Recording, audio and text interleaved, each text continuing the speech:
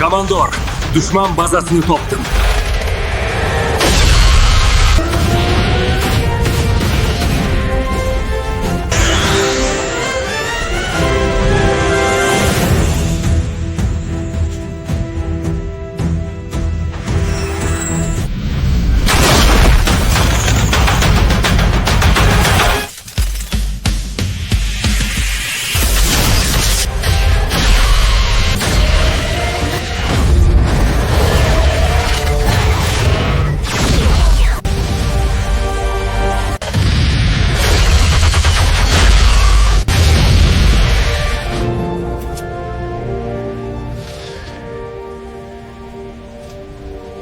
Like bosib, kommentariy yozib yordam qilsanglar, o'zbek segmentida faqat momoylar, boboylar savzavodlar gapirgan emas, EA orqali kino darajasida kadrlar ham bo'ladi. Hammasi sizlar qo'llangizda. Hammaga rahmat.